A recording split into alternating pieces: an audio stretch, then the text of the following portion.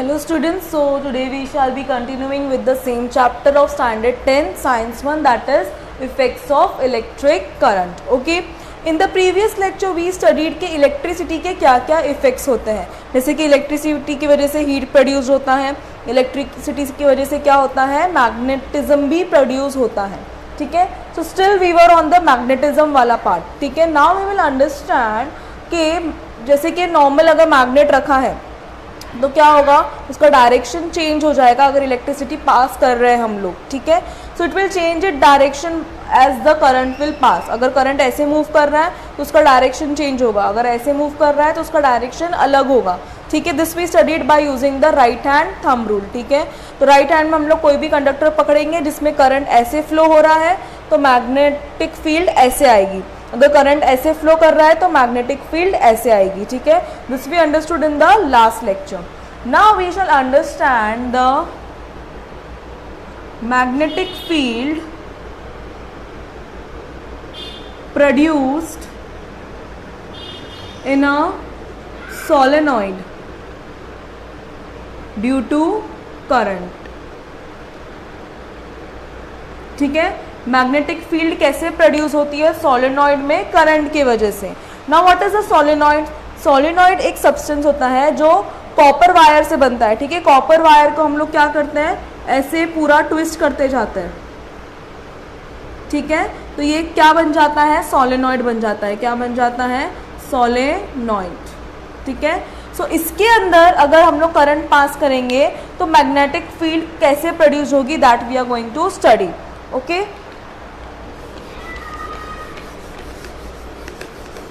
तो copper wire को एकदम टाइटली छोटे छोटे ऐसे बहुत सारे राउंड्स में हम लोग बांध देते हैं, that is called as what, solenoid. तो ऐसे हो गया मेरा एक सोलेनॉइड, इसके अंदर मैं क्या कर रही हूँ, करंट पास करने वाली हूँ, प्लस माइनस. तो करंट कैसे move, also there will be key. ठीक है, जिससे हम लोग उसको ऑन एंड ऑफ कर सकते हैं. सो मैग्नेटिक फील्ड है ना, उसके अंदर ऐसे प्रोड्यूस होगी कंटिन्यूअस सर्कल्स में. ठीक है, ऐसे, और यहाँ पर भी नीचे, but in the opposite direction. जैसे ये ऐसे घूम रहा है तो ये ऐसे घूमेगा. ठीक है, एंड स्लोली स्लोली जब सर्कल बड़ा होते जाएगा it will form a straight line. ठीक है, तो ऐसे घूम के वो ऐसे आएगा, इसमें वो ऐसे घूम के ऐसे जाएगा.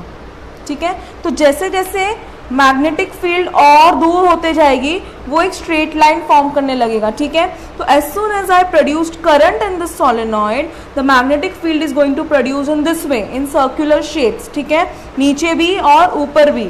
तो ये नॉर्थ पोल हो जाएगा और ये साउथ पोल हो जाएगा मैग्नेट का. ठीक है, एंड जैसे जैसे मैग्नेटिक लाइन्स दूर होते जाएगी it will form a straight line. So this is how magnetic field is produce in a solenoid. कैसे प्रोड्यूस होगी, दोनों जगह पे क्या होगी, मैग्नेटिक फील्ड प्रोड्यूस होगी, बट द मैग्नेटिक लाइंस का जो डायरेक्शन है that will be in opposite direction. अगर ये ऐसे क्लॉकवाइज जा रही है तो ये एंटी क्लॉकवाइज जाएगी. ठीक है, and this will become the north pole and this will become the south pole. And when the magnetic lines are going far away they will slowly slowly form a straight line. ठीक है, so this is how magnetic field is produced in a solenoid due to current.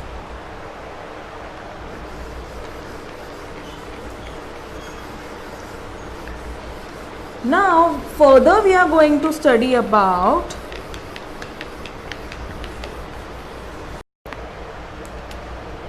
force acting on a current carrying conductor due to magnet और due to magnetic field. ठीक है, तो जो भी current carrying conductor होगा, कोई भी substance में जब करंट कैरी होता होगा तो क्या होगा, मैग्नेटिक फील्ड प्रोड्यूस होगी. हमने पढ़ा है करंट जब भी पास होगा कहीं से भी तो उसमें क्या प्रोड्यूस होगा, मैग्नेटिक फील्ड प्रोड्यूस होगी. So because of the current and magnetic field जो कंडक्टर कैरी कर रहा है ना, उसके ऊपर एक फोर्स आ जाएगा. मतलब वो अगर करंट ऐसे मूव कर रहा है, ठीक है, तो वो कंडक्टर पे फोर्स आएगा और वो कैसे तो भी बेंड होने लगेगा, समझ में आया? It will bend this way और it will bend this way, ठीक है? So some force will act on it and because of that it will change its position, ठीक है? हमको कोई भी फोर्स लगाएगा तो हमारी पोजीशन क्या होगी? चेंज होगी। सिमिलरली कोई भी कंडक्टर में अगर करंट फ्लो हो रहा है और मैग्नेटिक फील्ड प्रोड्यूस हो रहा है, so the force will act on that conductor and it will change its direction और द पोजीशन। अब हमको कैसे पता चलेगा कि कैसे उसका डायरेक्शन और पोजीशन चेंज होगा? We will get to know about it by Fleming's left hand rule. What we are going to know about it? By Fleming's left hand rule. जैसे राइट हैंड थंब रूल हमने पढ़ा था कि current जैसे flow होगा तो magnetic field कैसे produce होगी, वैसे ही फ्लेमिंग्स लेफ्ट हैंड रूल में हम लोग ये पढ़ेंगे कि अगर करंट मूव होगा और मैग्नेटिक फील्ड जब प्रोड्यूस होगा तो कंडक्टर पे फोर्स कहाँ पे आएगा, किस डायरेक्शन में आएगा। तो फ्लेमिंग्स लेफ्ट हैंड रूल में क्या बताया फ्लेमिंग्स ने कि कोई भी चीज़ अगर परपेंडिकुलर में है, ठीक है, तीनों भी चीज़ जो होगी ना वो परपेंडिकुलर में होगी। क्या क्या चीज़ है? एक तो फोर्स, एक तो करंट और एक तो मैग्नेटिक फील्ड। तीन चीज़ें हमारे पास क्या क्या है? Force, current and magnetic field. So Fleming said that कि जो भी हमारा करंट और मैग्नेटिक फील्ड का डायरेक्शन होगा उसके अकॉर्डिंग उस पर फोर्स आएगा, ठीक है? Let's suppose we have to take our left hand like this, ठीक है? ये तीनों हमारी जो फिंगर्स है वो एक दूसरे से परपेंडिकुलर होनी चाहिए। दिख रही है परपेंडिकुलर? ये भी इससे परपेंडिकुलर है, ये भी इससे परपेंडिकुलर है और ये भी इससे परपेंडिकुलर है। So we have to draw make like this, ठीक है? All the three should be perpendicular to each other, ठीक है? So what will happen? This will show, our thumb is going to show what? Direction of the current. What it is going to show? Direction of the current. Our middle finger is going to show the direction of magnetic field and this index finger is going to show the direction of the force. What it is going to show? Direction of the force. So what did I say? This will show the direction of current.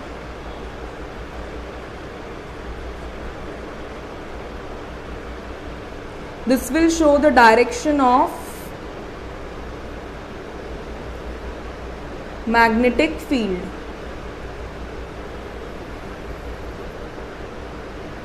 and this is going to show the direction of force, ठीक है? मतलब अगर current इस direction में flow कर रहा है तो तुम्हारा मैग्नेटिक फील्ड किस डायरेक्शन में होगा? इस डायरेक्शन में। और कंडक्टर के ऊपर फोर्स किस डायरेक्शन में लगेगा? यहाँ पे।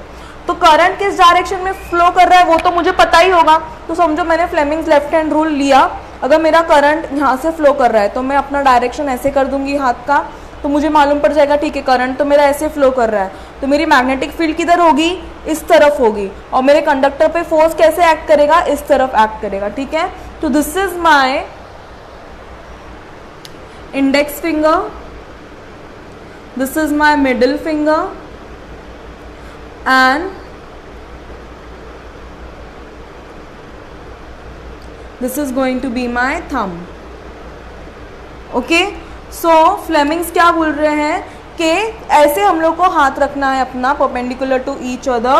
So this, if thumb is going to show the direction of current, direction of magnetic field will be this way, तो फोर्स कैसे आएगा? इस डायरेक्शन में आएगा। कैसे आएगा? इस डायरेक्शन में आएगा, ठीक है? So this is how force acting on of current carrying conductor due to magnetic field. तो कैसे होता है वो? ऐसे होता है। अगर करंट और मैग्नेटिक फील्ड दोनों प्रोड्यूस हो रही है तो जो भी वो चीज़ को कैरी कर रहा है ना, करंट, जो भी सब्सटेंस वो करंट को कैरी कर रहा है उसके ऊपर फोर्स किस डायरेक्शन में लगेगा? इस डायरेक्शन में। मतलब वो थोड़ा सा ऐसे ऊपर उठने लगेगा। अंडरस्टूड? तो this is what Fleming's left hand rule states and this is very important. You have to learn this rule. You have to draw the diagram if it comes for the answer or definition, ठीक है? So this shows the force acting of a current carrying conductor due to magnetic field.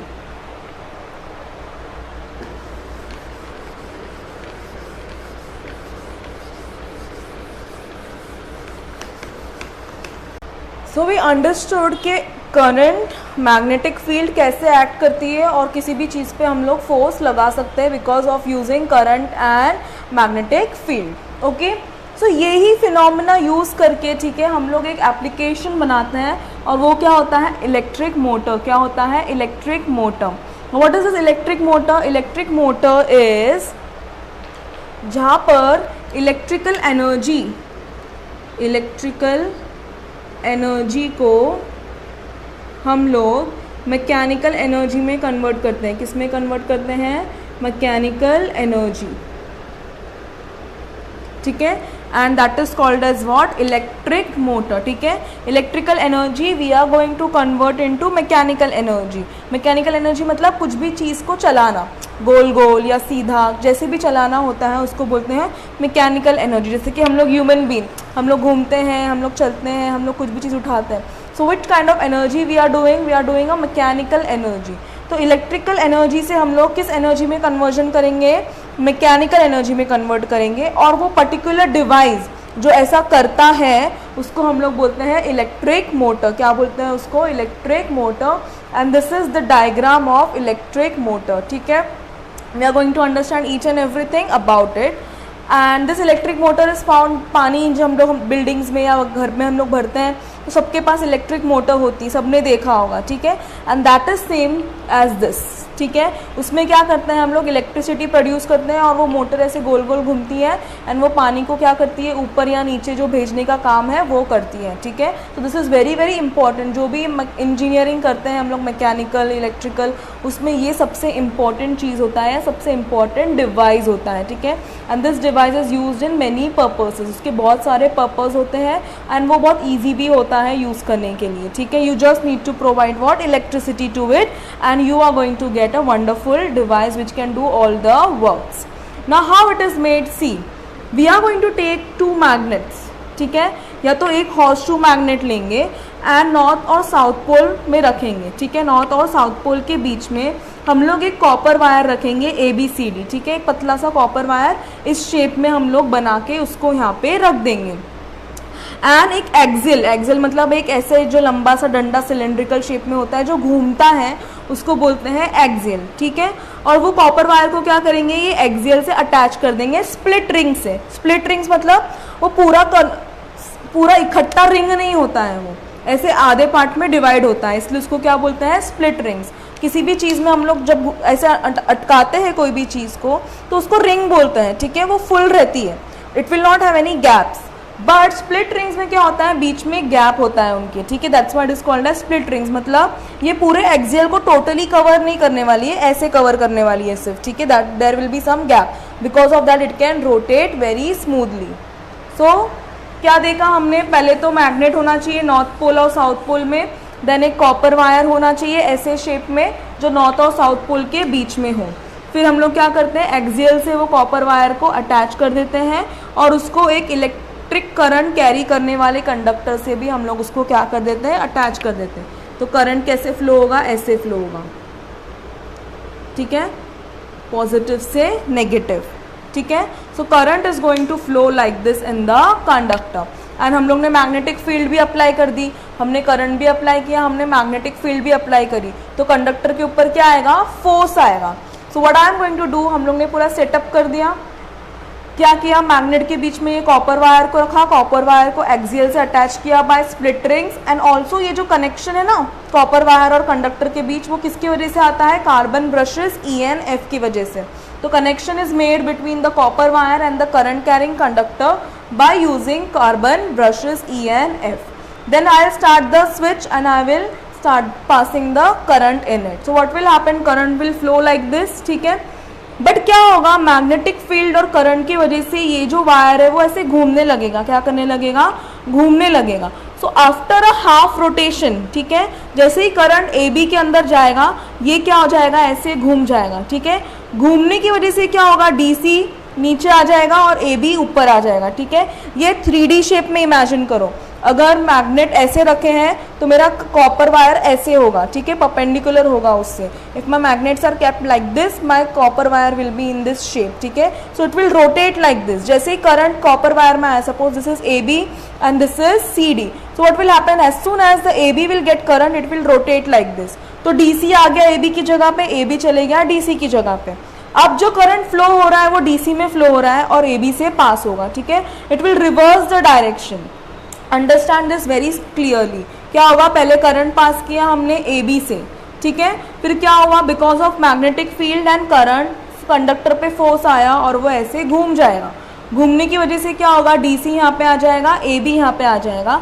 Again current तो अपना चालू ही है, तो current फिर किस में फ्लो करेगा, डीसी में फ्लो करके एबी में आएगा. जैसे ही वो डीसी में आया फिर डीसी अपना डायरेक्शन चेंज कर देगा और एबी वापस अपनी जगह पर आ जाएगा. So this will go on continuous, ठीक है. आधे आधे रोटेशन में वापस क्या होगा, एक वो लोग की पोजीशन क्या होगी, चेंज होते जाएगी. And this is how this axial is going to rotate continuously, ठीक है. Because of the movement of AB and CD ये एक्सियल हमेशा गोल गोल घूमते रहेगा. देखा होगा तुम लोग ने मोटर में कभी अंदर से ऐसे कोई पार्ट घूमते रहता है गोल गोल गोल गोल गोल गोल.